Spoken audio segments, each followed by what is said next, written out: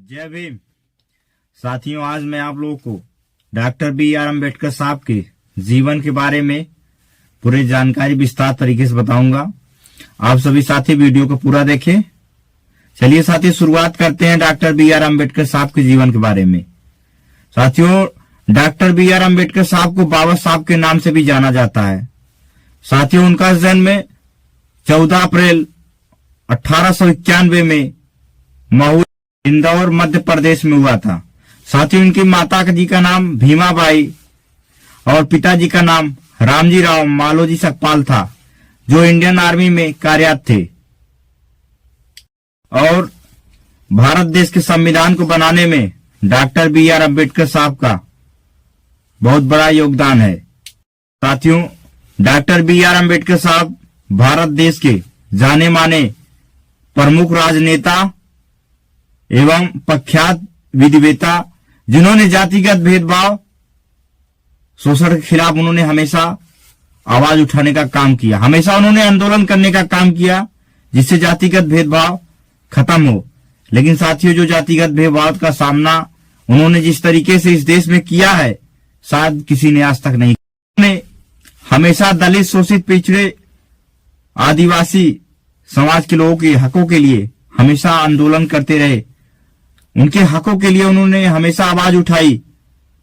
वे चाहते थे इनको समान अधिकार मिले ताकि अपने अधिकार की लड़ाई लड़ सके। साथियों, डॉक्टर बी.आर. अम्बेडकर साहब ने देश के लिए, समाज के लिए जितनी बड़ी कुर्बानी दी, इस चीज को हमें समझना चाहिए। साथियों, आजादी के बाद पंडित जवाहरलाल नेहरू के पहली कैबिनेट मीटिंग में डॉक्टर बी.आर. अम्बेडकर साहब को लॉ मिनिस्टर बनाया गया, मतलब इस देश का कानून मंत्री बनाया गया। और डॉक्टर बी.आर. अम्बेडकर साहब के अच्छे कामों से उन्हें 1990 में भारत के सर्वोच्च भारत रत्न से सम्मानित किया गया। Doctor B R. अम्बेडकर साहब अपने माता पिता के 14वीं अंतिम संतान थे और 1894 में जब उनके पिताजी रिटायर हो गए तो उनका पूरा परिवार सतारा में जाकर शिफ्ट हो गया और कुछ दिनों बाद उनकी माता भीमाबाई के देहांत हो गया।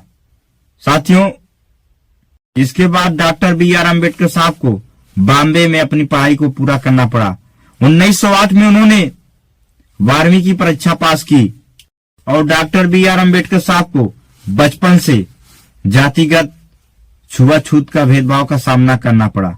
वे एक दलित समाज से आते थे जिनको नीचा समझा जाता था और जो बड़ी जाति के लोग और डॉक्टर बी.आर. अम्बेडकर साहब को छूना पसंद नहीं करते थे। वो सोचते थे इनको छूने से अछूत हो जाएंगे। साथियों, यह स्थिति थी उस समय की। इसी वजह से डॉक्टर बी.आर. अम्बेडकर साहब को कई जगह जातिगत भेदभाव का शिकार होना पड़ा। जब स्कूल में उनकी जाति के लोग, उनकी जाति के बच्चे जब स्कूल में पढ़ाई करने जाते थे तो साथियों इनको क्लास से बाहर बैठाया जाता था और उनसे अध्यापक बात नहीं करता था, अध्यापक भी नहीं उनसे बोलता था। तो साथियों, जब उनको प्यास लगती थी तो साथियों पानी को छू नहीं सकते थे। जब उनको प्यास लगती थी, स्कूल का जो चपरासी होता था उनको ऊपर से पानी पिलाता था। जिस दिन स्कूल का चपरासी नहीं आता था तो डॉक्टर बी.आर. अम्बेडकर साहब और उनकी जाति के लोगों को प्यासा रहना पड़ता था। साथियों, यह स्थिति उस समय की। अपनी पढ़ाई पूरी करने के बाद डॉक्टर बी.आर. अम्बेडकर साहब को बॉम्बे के एल्फिंस्टन कॉलेज में दाखिला मिला। साथियों, उनको मौका मिला पढ़ने को और डॉक्टर बी.आर. अम्बेडकर साहब पढ़ाई में बहुत अच्छे थे। उनका दिमाग बहुत तेज था। वे हर एग्जाम पास कर लिया करते थे। साथियों, इसलिए उनको गायकवाड़ के राजा सायाजी ने और 25 रुपए की स्कॉलरशिप हर महीने देना चालू कर दिए। उन्होंने राजनीति में और ज्ञान अर्थशास्त्र में 1912 में ग्रेजुएशन पूरा किया। उन्होंने स्कॉलर के फीस के पैसे से आगे की पढ़ाई में लगाना चाहते थे। आगे पढ़ाई करने के लिए वे अमेरिका चले गए और अमेरिका से जब लौट के आए यहाँ भारत देश में बड़ौदा के राजा ने उन्हें अपने राज्य में रक्षा मंत्री बना दिया, लेकिन वहां भी डॉक्टर बी आर अम्बेडकर साहब को जातिगत भेदभाव का सामना करना पड़ा, तो उन्होंने अपने पद से इस्तीफा दे दिया। बॉम्बे गवर्नर की मदद से वे बॉम्बे के ड्रोम कॉलेज ऑफ कॉमर्स के और इकोनॉमिक्स अर्थशास्त्र के राजनीतिक प्रोफेसर बन गए। जी आगे भी पढ़ना चाहते थे। एक बार फिर डॉक्टर बी आर अम्बेडकर साहब भारत देश से जुड़ जाकर लंदन में फिर पढ़ाई करने के लिए गए, तो उन्होंने अपना पूरा खर्चा खुद उठाया, अपनी पूरी जिम्मेदारी खुद उठाई और डॉक्टर बी आर अम्बेडकर साहब को लंदन की यूनिवर्सिटी से डीएससी की उपाधि दी गई। और आगे की पढ़ाई के लिए डॉक्टर बी आर अम्बेडकर साहब ने जर्मनी के बोर्न यूनिवर्सिटी में कुछ पल गुजारे।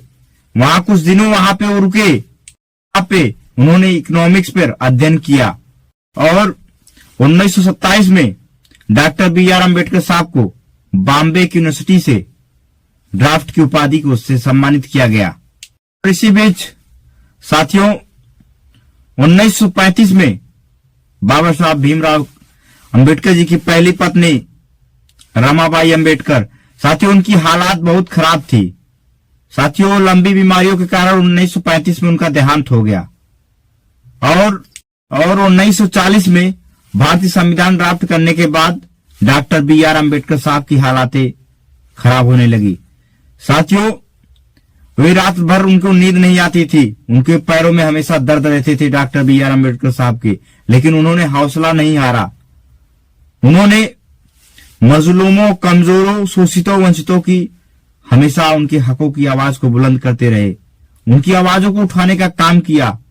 बाबा साहब का इलाज बॉम्बे में चल रहा था, वहां उनकी मुलाकात एक ब्राह्मण डॉक्टर शारदा कबीर से हुई। साथ ही उनकी मुलाकात वहां से हुई और उनको एक जीवन साथी मिल गई। साथियों डॉक्टर बी आर अम्बेडकर साहब ने 1945 को दिल्ली में शादी कर लिए। और मैं अब यहीं से आप लोगों को दलित मूवमेंट के बारे में बताऊंगा। डॉक्टर बी आर अम्बेडकर साहब ने दलित मूवमेंट के लिए क्या किया था। साथियों डॉक्टर बी आर अम्बेडकर साहब जब भारत देश लौटे तो उन्होंने यहां कहा कि जातिगत भेदभाव जो है ये बीमारी की तरह है, एक दीमक की तरह है, इसे खत्म करना होगा। लेकिन साथियों बाबा साहब ने लगातार इस पर लोगों को समझाने का काम किया। जातिगत भेदभाव के खिलाफ उन्होंने आंदोलन भी किए, कई मोर्चा भी किए, लेकिन साथियों जातिगत भेदभाव खत्म नहीं हुआ।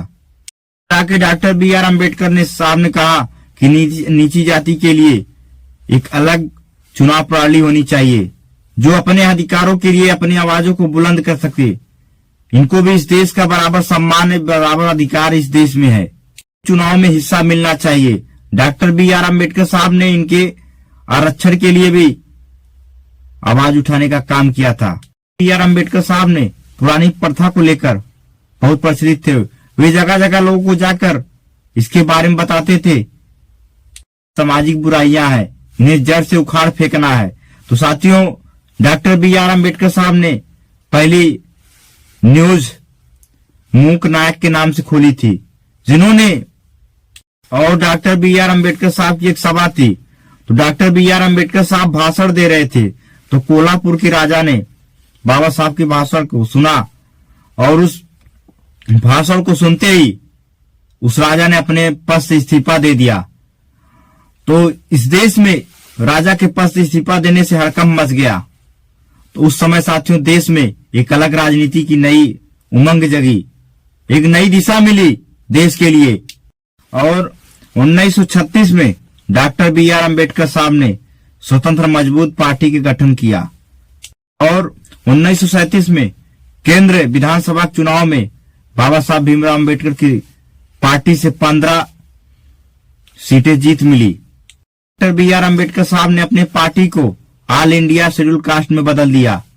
इस पार्टी के साथ उन्होंने 1946 में विधानसभा चुनाव में खड़े हुए, लेकिन उनकी पार्टी का प्रदर्शन बहुत खराब रहा।